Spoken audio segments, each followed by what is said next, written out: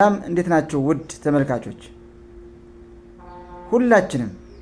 ሁሉም በዓለም ላይ ያለ ሰው በሙሉ አንድ በጣም ወሳኝ የሆነ ነገር ያስፈልገዋል። ለሁሉም ሰው ሆኖ ከተፈጠረ ይህ ነገር በጣም ያስፈልገዋል። ላንቺም ያስፈልግሻል፣ ላንተም ያስፈልግሃል፣ ለኔም ጭምር ያስፈልገኛል። ያ ነገር ምንድነው ካላችሁኝ የማይናወጥ ማንነት፣ የማይናወጥ በራስ የመተማመን።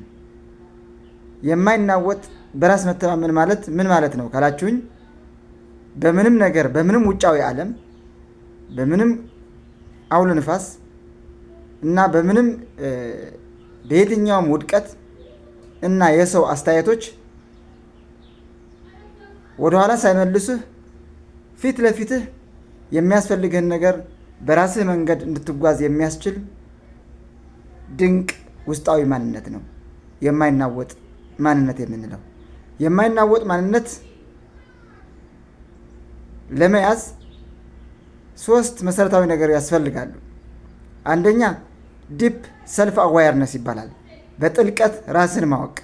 ሁለተኛ ነገር ራስን መቀበል፣ ያለውን ጥንካሬዎችና ድክመቶች ለይተህ ማወቅ። የመጨረሻው 3ኛው ነገር እሴትን መጨመር። እሴትን መጨመር ማለት ምን ማለት ነው? ያለህን ዋጋ ለሰው ልጆች ሁሉ ማካፈል። ይህ ማለት ምን ማለት ነው? ለሰው ልጆች ማገልገል። ይህ ማለትስ ምን ማለት ነው? በዓለም ላይ ያሉ ችግሮችን የመፍታት ብቃት፣ እያንዳንዳችን የተለየ ብቃት አለን። ያ ነገር ማድረግ ከቻልክ አንተ በትክክለኛ መንገድ እየሄድክ ነው ያለው። ለዛም ነው የተፈጠር ነው፣ ለዛም ነው እየኖርን ያለ ነው።